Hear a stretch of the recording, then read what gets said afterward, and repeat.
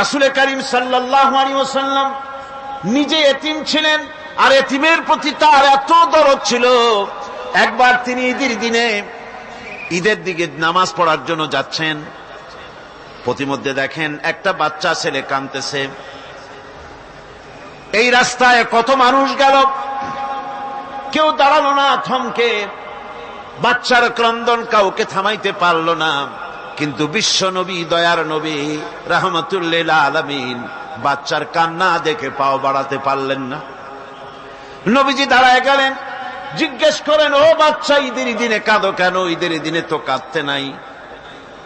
বাচ্চা বলে, তোমার কাছে বলবো না, আমি সেই সকালবেলা থেকে বসে আছি, আমি যদি মক্কার আব্দুল্লাহর পুত্র মুহাম্মদ রাসূলুল্লাহ সাল্লাল্লাহু আলাইহি সাল্লামকে পাই, মনের দুঃখ তার কাছে বলবো।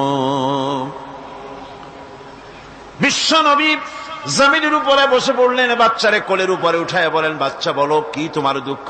তুমি যার জন্য বসেছো আমি তো সেই এতিম নবী, কি বলতে চাও? বাচ্চা বলতেছেন, ইয়া রাসূলুল্লাহ, আমার বাবা মারা গেছে সেই ছোট্টবেলায়, একেবারেই তখন মায়ের পেট থেকে আমি আসার পর বাপ মরে গেল, আমার মা আর একজনের সঙ্গে বিয়ে বসেছে, সেই পুরুষটি আমারে দেখতে পারে না, আমার মা যদি আমারে কোলে করে এসে সহ্য করতে পারে না, আমারে চুমা খাইলে সহ্য করতে পারে না, আমারে খাবার দিলে মা মার খায়। আজ ঈদের দিনে রাতে আমার মা আমাকে বলল, বাবারে তোমার কপাল খারাপ, তোমার বাবা মারা গেছে, তোমাকে সাহায্য করার কেউ নাই, আমি তোমার যত্ন করতে পারলাম না, কোলে নিয়ে চুমাও দিতে পারি না, আমার এমনই কপাল খারাপ। সুতরাং এতিমের দরদ এতিম ছাড়া আর কেউ বুঝবে না। তুমি আজ চলে যাও, ওই রাস্তায়, ঈদের রাস্তায় দাঁড়ায় থাকো, মাঠের রাস্তার পাশে, বিশ্ব নবীর কাছে তোমার দুঃখ বলো, এতিমের দুঃখ তিনি বুঝবেন। আমি মায়ের কথা মতো এই জায়গায় এতক্ষণ বসে আছি, হুজুর আপনি দয়া করে, আমার কথা তো আপনার কাছে বললাম, আমার মনের এই দুঃখ। নবীজি বাচ্চার কথা শুনতেছিলেন, চোখ দিয়া পানি পড়তেছিল, বাচ্চাকে বুকের সঙ্গে জড়িয়ে ধরে নবীজি বলেন, ও এতিম, মুহাম্মদ সাল্লাল্লাহু আলাইহি ওয়াসাল্লাম যদি তোমার পিতা হন আর হযরতে আয়েশা যদি তোমার মা হয়ে যায়, বলো তোমার মনের দুঃখ মেটে নাকি? ছেলে ডুকরে কেঁদে উঠলো আর বলল, ইয়া রাসূলুল্লাহ, আপনি যদি আমার পিতা হন আর আয়েশা যদি আমার মা হয়ে যায়, এর থেকে বড় সৌভাগ্যের আমার তো আর কিছুই নাই। নবীজি এতিমকে বাড়ি নিয়ে গিয়ে হযরতে আয়েশার হাতে তুলে দিয়ে বললেন, আয়েশা রে, পবিত্র ঈদের দিনে আল্লাহ রাব্বুল আলামিন তোমার জন্য একটা উপহার পাঠিয়েছেন, এটা যত্ন করো। এতিমের প্রতি দরদ রাখার জন্য আল্লাহ রাব্বুল আলামিন বলেছেন, এতিম, মিসকিন, বিধবা, অসহায় লোক, তাদের প্রতি যাতে করে মুসলিম সমাজ লক্ষ্য রাখে, সেজন্য আল্লাহ পাক নির্দেশ করেছেন।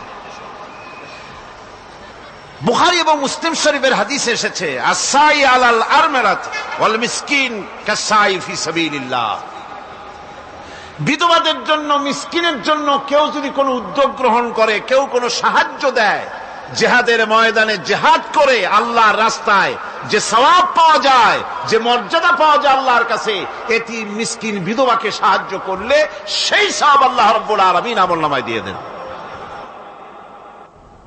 আমাদের প্রিয় নবী এতিম মিসকিনদের খুবই ভালোবাসতেন তার নিজের চাকর হযরত যায়েদ ও আনাস রাদিয়াল্লাহু তাআলা আনহুকে। সে সম্পর্কে এখন আলোচনা করা হচ্ছে। তার চরিত্রই প্রমাণ করে, নবীদেরকে বায়নাত দেওয়া হয়েছে, এমন চরিত্র, আচার আচরণ দেওয়া হয়েছে যাতে করে লোকেরা অভিভূত হয়ে যায়, আকৃষ্ট হয়ে যায়। হযরতে যায়েদ, তিনি তো কৃতদাস ছিলেন, হারায় গেলেন বাপ মা থেকে, আর এরপরে কুদরত তারে মুহাম্মদ সাল্লাল্লাহু আলাইহি ওয়াসাল্লামের ঘরে উঠায় দিল। তিনি তখনও আল্লাহর নবী, তখনও নবুয়তের দায়িত্ব পান নাই। যায়েদের পিতার কাছে খবর হয়ে গেল, যায়েদ আছে রাসূলের বাড়িতে, মুহাম্মদ সাল্লাল্লাহু আলাইহি ওয়াসাল্লামের বাড়ি। মক্কায় তারা এসে হুজুরের সঙ্গে দেখা করে বললেন, মুহাম্মদ সাল্লাল্লাহু আলাইহি ওয়াসাল্লাম, জানতে পেরেছি আপনার কাছেই আমাদের ছেলে যায়েদ আছে, মেহেরবানি করে তাকে আমাদেরকে ফিরায় দেন।